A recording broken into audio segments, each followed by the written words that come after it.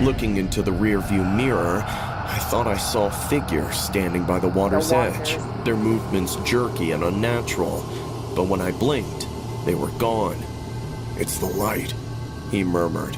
"They don't like it." The homie talking about he been seeing shadows, strange things happen. That's what it's giving. Like, he's giving spirit. Like, this ain't no person. This is a hitchhiker spirit. What's going on? It's your girl Maze reporting live from the gutter. Back at it with another spooky, back at it with another animated horror story. Y'all see this how I'm finna get into hitchhiking. Y'all already know, like, I feel like it's crazy stories about people hitchhiking, but I feel like these stories might be just like, oh my gosh. The way I feel about people hitchhiking or people picking up people that hitchhiking, you can be kind to somebody. You ain't got to pick them off the road. If you don't know them, don't go pick them up because you don't know what they're going to be on. But we finna get into it. Before I get into it, y'all go subscribe. It was supposed to be a drive to reconnect, a chance for Mark and me to find some common ground after months of bickering and silence. The rolling hills and the quiet of the countryside seemed perfect, but that night, as the sun dipped below the horizon and painted the sky in bruises of purple and orange, our hope of reconciliation turned into a nightmare.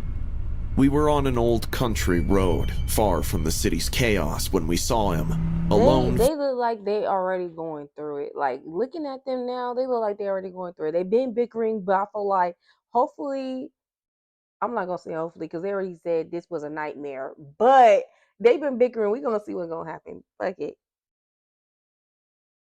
Figure limping across the shoulder of the road, his coat tattered and face shadowed by the dimming light. Mark, ever the good Samaritan, pulled over before I could protest. "Hey man, you need a lift?" The man paused, looking up with an unsettling smile under his old eyes. "Would you?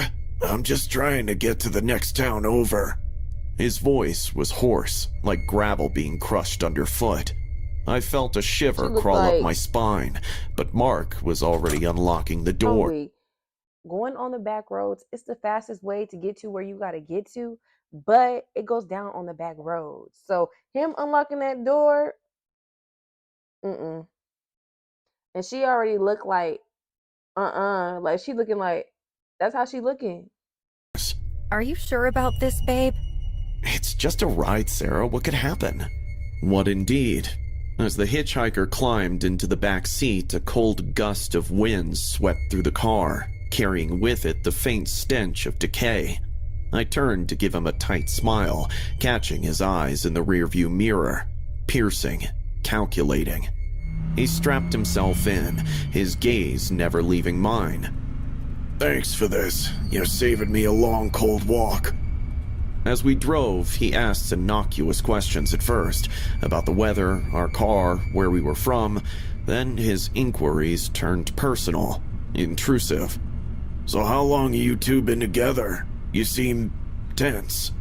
Mark laughed it off, chalking it up to a long day, but I could feel the hitchhiker's eyes boring into the back of my head, reading things I wish remained unsaid. The night grew darker, and a thick fog began to settle over the road. That's when he changed. The air shifted, thick with his unsaid thoughts, and then he leaned forward, his breath cold. I just feel like it already had, he's talking about it was personal. I feel like it already got personal when you got in the car with us. Like, he might be asking personal questions, but it was personal when he got in the car. Against my ear. "Take me to the old farmhouse off Ridge Road. You know the place. It's not far." There was a command in his tone that froze my blood. Mark glanced at me through the rearview mirror, a silent question in his eyes. "That's a bit off our path, buddy. Maybe we can drop you at—" "No! You'll take me there. Now!" His outburst was sharp, a knife slicing through the tense air. Mark's grip on the steering wheel tightened, and without another word, he turned off the main road, the tires crunching on gravel, as we headed towards a destination that promised nothing good. The farmhouse loomed out of the fog like a specter from the past, its windows dark, its siding peeling like old scars. The hitchhiker's breathing grew heavy, excited. Stop here. Let's go inside. I have something to show you. We're not going anywhere. We're leaving. Right. But before Mark could throw the car into reverse, the hitchhiker produced a gun, the metal glinting ominously in the dim light. Out of the car, both of you. Don't make this harder than it has to. It's just the fact that he pulled a gun out on them. Like, y'all should have checked him before he got in the car. Like, hey, what you got in your pockets before you get in the car? We're going to give you a ride. What do you have in your pockets? That's what I would have said to him. What you got in your pockets? What you finna do? What you finna be on? Because they could have checked him and they would have been like, okay, they would have been cool. But then they didn't check him. They just let him get in the car. Well, that was Mark. Mark, he is something else. Mark wasn't thinking. Mark was just trying to be nice. Like I said, you can be kind to the hitchhikers, but don't go pick one up. Don't go do it. Fear, raw and sharp, twisted in my gut as we complied, stepping out into the night's cold embrace. The doors slammed shut behind us, the sound echoing like a gunshot in the quiet night. There, surrounded by the oppressive silence of the fog and the decrepit aura of the old farmhouse, our true ordeal began. The ground crunched underfoot as we were ushered towards the decrepit farmhouse by the barrel of the hitchhiker's gun. The air was thick, with the musty smell of decay, and every shadow seemed to whisper threats. Mark's hand found mine, squeezing it tightly, a small comfort in the face of impending doom. Inside, the house was even worse than its exterior promise. Dust lay thick upon everything, and the air was stale, heavy with the weight of long-abandoned memories. The hitchhiker directed us to the center of the dimly lit living room, where an old chandelier dangled precariously from the ceiling, its crystals long gone. Sit! He commanded, pointing to the dusty floor. We obeyed, the floorboards cold and hard beneath us. He paced before. At that moment, when he trying to tell us to sit and stuff, it's two of us. It's literally two of us and one of him. We finna try to figure out, we finna get away from him. It's two of us and one of him. We gotta do something. We ain't finna just let him get us. For us, the gun always aimed in our direction, his eyes wild with a feverish gleam. You see, this house, it holds memories. Memories of pain, of betrayal. And tonight, you will help me right the wrongs. Wow. His words slurred into madness, revealing a mind unhinged by past traumas, now projected onto us.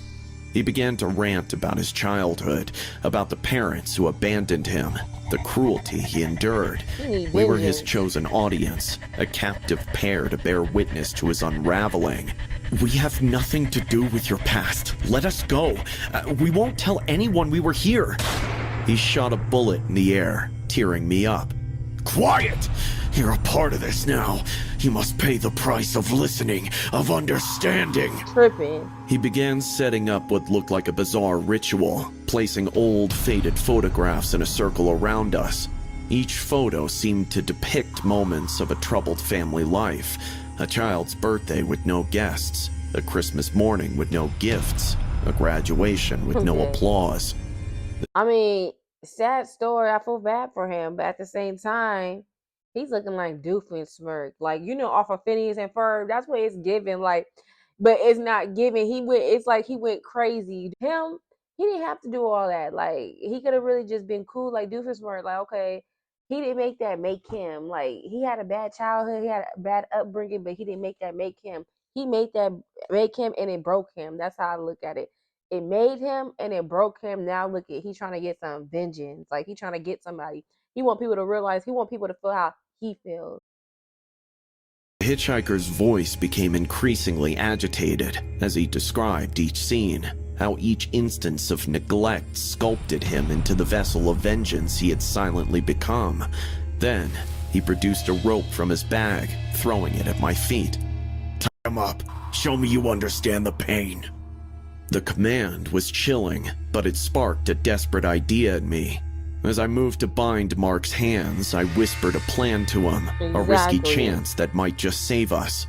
Play along, I'll make it loose. When I say now, you push him and we run. Mark nodded slightly, understanding He knows what flashing you're in his eyes. I tied the rope loosely around his wrists, giving him enough slack to break free when needed. As I stood to face our captor, I steadied my breathing, preparing for the moment to act. Good. Let me see if the missy even tied it hard. He bent down to check, and in that moment I kicked hard at the hand in which he was holding the gun, but it didn't fall. Now, Mark. Mark surged up, using the slack of the rope to lunge at the hitchhiker. Startled, the man staggered back, firing a wild shot that went wide. The moment of chaos was all we needed. I grabbed Mark's hand and we bolted, racing towards the front door. We burst into the night, the cool air sharp in our lungs. Behind us, the hitchhiker's shouts and the sound of his stumbling pursuit filled the air. We didn't look back, running blindly into the foggy night, driven by pure survival instinct. The sounds of pursuit faded into the distance as we reached the main road, where by some stroke of luck, a late-night traveler stopped for us. He called the police as we collapsed into his car, our bodies shaking, our minds reeling from the terror we had just escaped. The police later apprehended the hitchhiker at the farmhouse, still ranting wildly about betrayal and vengeance.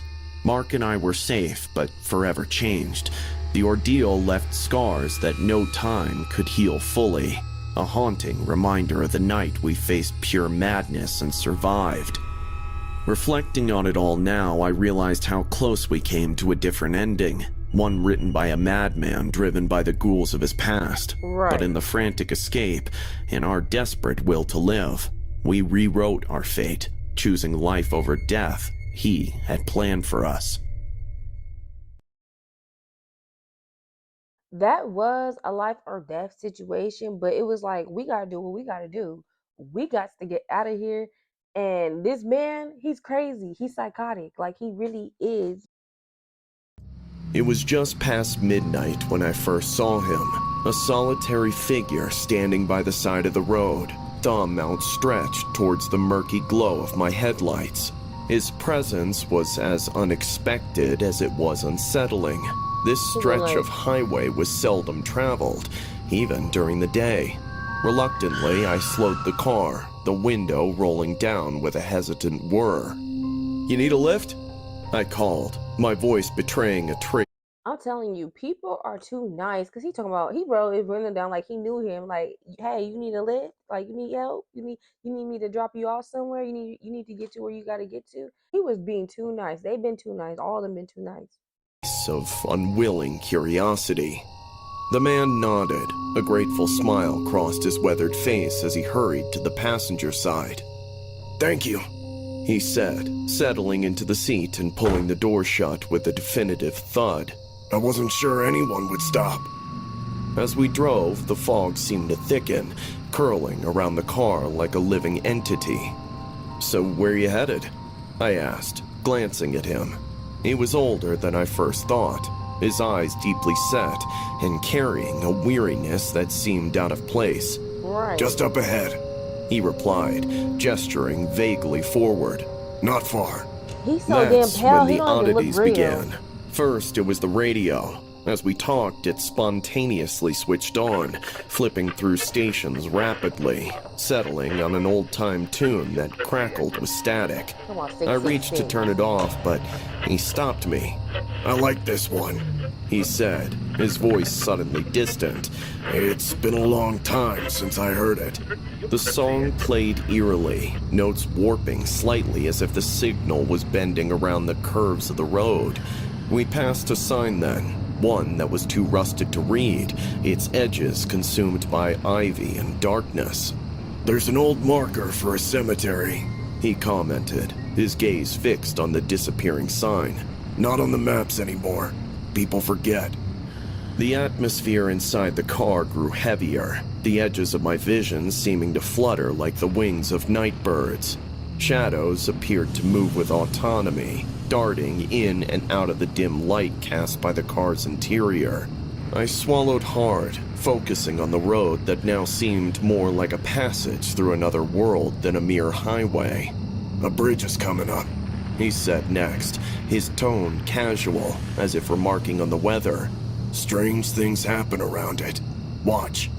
As we approached, the headlights flickered. Either, I don't know, I feel like he seemed like a ghost. He seemed like a spirit because it just like, he already looked pale. The homie talking about he been seeing shadows, strange things happen. That's what it's giving. Like, he's giving spirit. Like, this ain't no person. This is a hitchhiker spirit. In the illumination that made my heart skip. Looking into the rearview mirror, I thought I saw figures standing by the water's edge, their movements jerky and unnatural. But when I blinked, they were gone. It's the light, he murmured. They don't like it. Who doesn't like it? My voice cracked, the question slipping out before I could think better of it. The ones who stay here. Imagine you've been tired for an eternity and finally wish to settle down in the warm arms of the deep slumber, but some buffoon brandishes a big light right in your face. Wouldn't you hate it?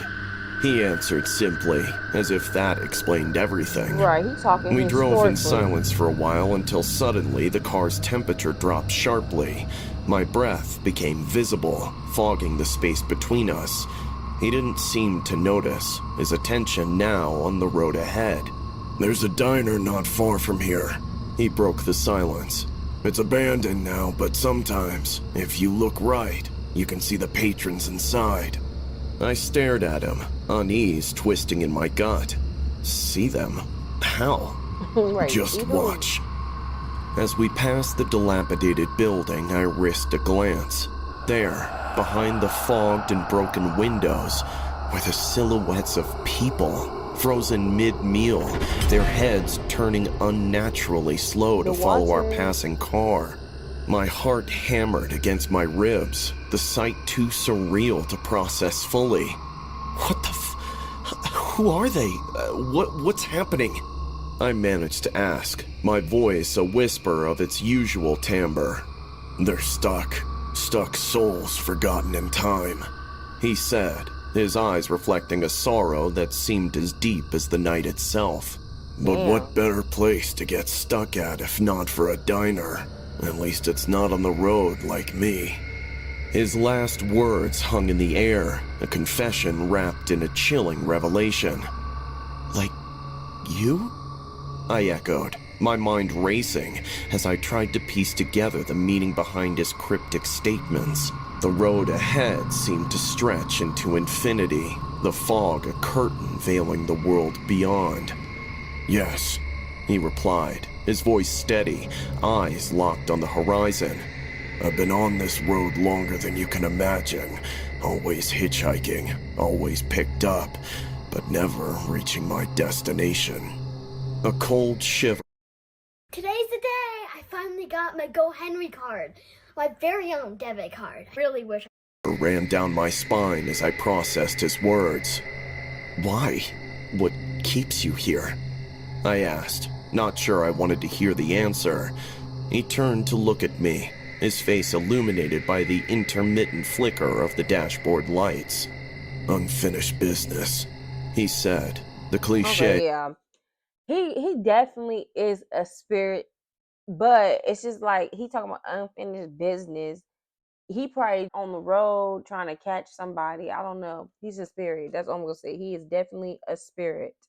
Ringing eerily true in the context of our ghostly journey. There's something I need to do. Something I should have done long ago. What is it? I asked, the weight of his gaze making it difficult to concentrate on the road. Just keep driving, he instructed, pointing forward where the road took a sharp bend. It's not far now. As we rounded the curve, the air grew oppressively tight, as if the night itself was constricting around us. The radio burst to life again, this time spewing a jumble of numbers and static that made my ears ring. The car began to shake, a mechanical shudder that grew with each meter we advanced. This is where it happened, he said softly, almost lost beneath the cacophony of the radio and the rattling car. My car had a flat tire. I was out, crouched on my knees, when an out-of-control wagon came for me. and I don't remember anything else after that.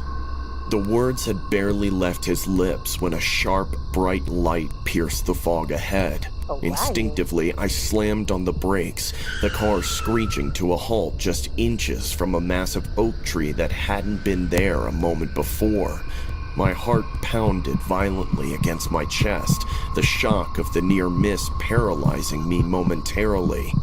He opened the door, stepping out into the mist. "Thank you, Ray." He called back to me, his figure starting to fade. That is when it hit me. I had never revealed my name to him. "Oh, wait!" I shouted, my voice hoarse with fear and confusion. "Where are you going? Is this for real?" As he disappeared, the radio quieted, and the oppressive atmosphere lifted like a dark cloud passing. I sat there for a long moment, catching my breath, before finally turning the car around.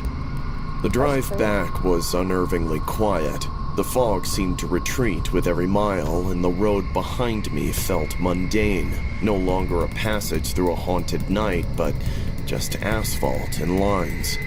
It wasn't until I reached my own front door that the magnitude of what had happened truly hit me. I was shaking, not So from he the really had cold, spirit. but from the profound eeriness of giving a ghost a ride. I resolved then that I'd never travel that stretch of road at night again.